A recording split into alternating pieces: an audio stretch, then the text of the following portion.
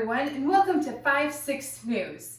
Today's episode, we're going to be talking about Easter. In order to get more information about what Easter is, we're going to talk to our Easter correspondent, Billy Simmons. Simmons, how you doing today? Fine, Andy, thanks. When you think about Easter, what do you think about?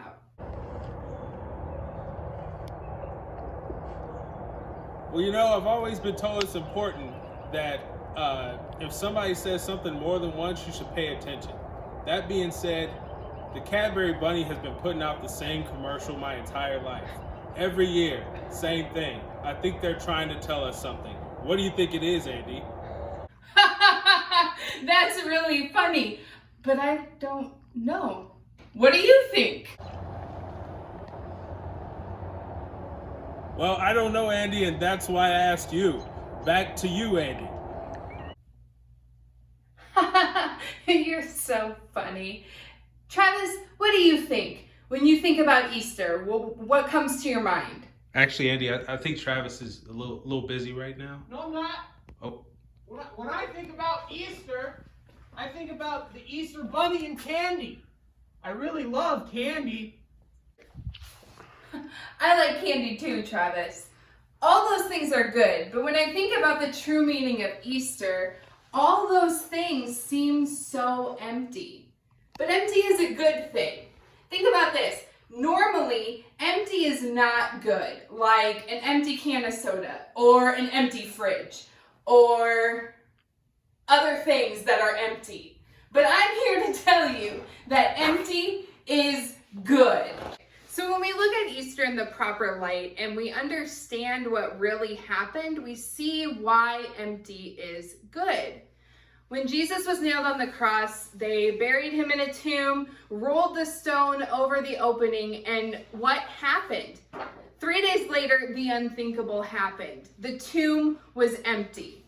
I'm going to take a look at a passage in Luke 24, 1 through 8.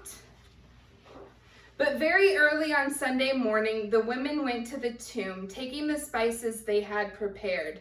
They found that the stone had been rolled away from the entrance. So they went in, but they didn't find the body of the Lord Jesus. As they stood there, puzzled, 2 men suddenly appeared to them, clothed in dazzling robes. The women were terrified and bowed with their faces to the ground. The men asked, "Why are you looking among the dead for someone who is alive? He isn't here. He is risen from the dead. Remember what he told you back in Galilee? The Son of Man must be betrayed into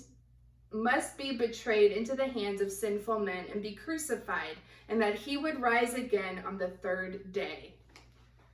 Empty is proof. Now let's back up a minute. Let's look earlier during his ministry.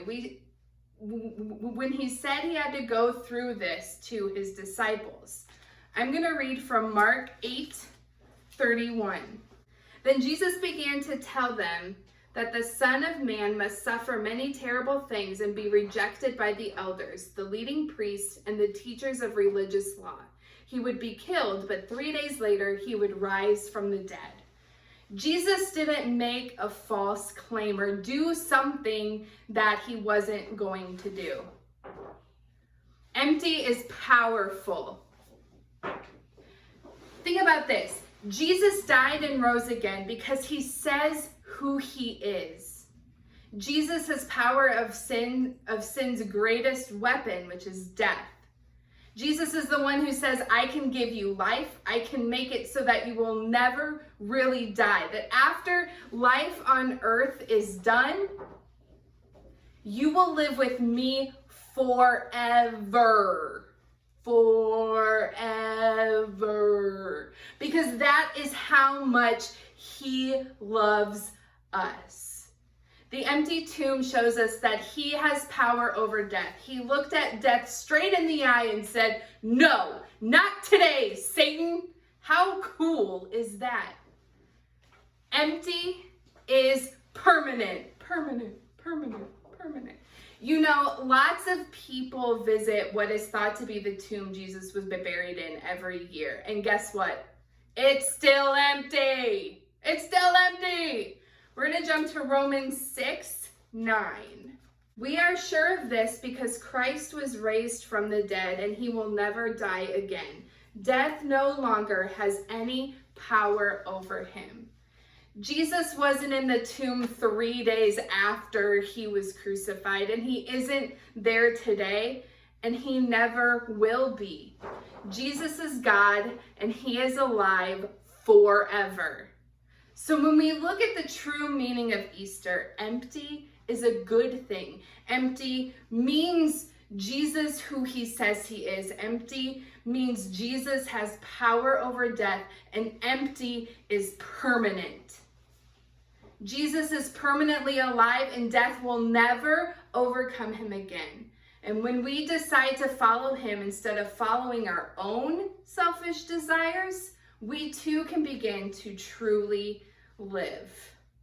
So I want you to answer 2 questions, and we'll circle back to them on Wednesday. How is empty a good thing in regards to Easter? And what is one thing in your life that seems empty right now? Hope you have a good Easter day. Bye.